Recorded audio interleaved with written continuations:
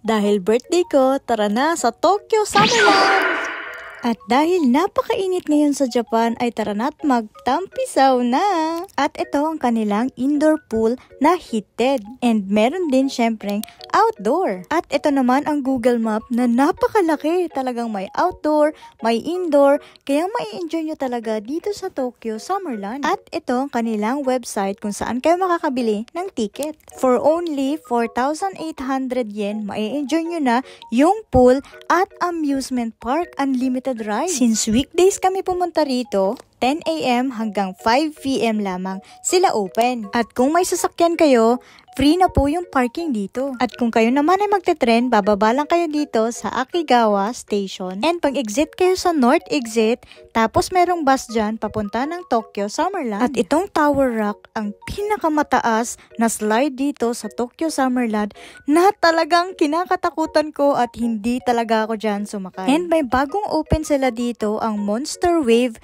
na talagang nakakatuwa talaga dahil ang lakas ng wave dito na para kang inaagos sa river. Talagang mai-enjoy nyo dahil sa sobrang daming slide, kayo na lang mapapagod at mamimili kung saan doon ang gusto nyong slidean. At kung gusto nyo lang mag-relax, meron din sila ditong river na magpapaanod lang kayo at libre lang ang kanilang salbabida. At tinatawag nila na infinity pool. Isa pa to sa nakakatuwa dito dahil isang timba na tubig malahigante ang ibubuhos talaga sa inyo.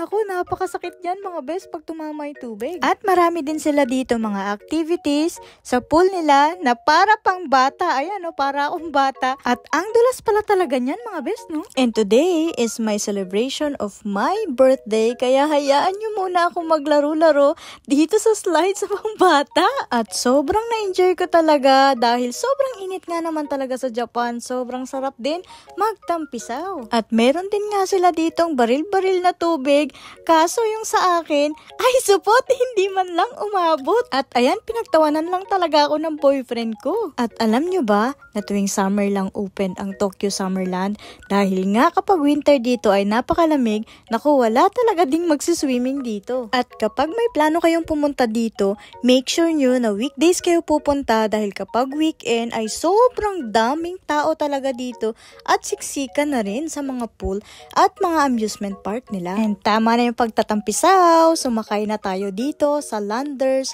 na napakataas at nakakatakot talaga. And dito sa Landers slide nila ay tigdalawahan. Nung pag-slide ko nga talaga dito ay sobrang natakot ako kaya pumikit na lang ako. Meron din pala sila dito mga food court na pwede nyong kainan kapag nagugutom kayo. At pwede din kayo magpahinga, pwede kayo magdala ng mga tent and mga picnic sheet ninyo at pwede kayo dyan humiga sa mga gilid, wag lang sa mga walkway. Isa sa pinaka-main din nila dito ay itong wave. So meron lang tong oras, tapos isang kanta lamang matatapos na itong wave. At magdala pala kayo ng shampoo, conditioner at sabon ninyo dahil walang free po dito. At dito ko natatapusin aking vlog. Maraming salamat po sa panonood. Matane!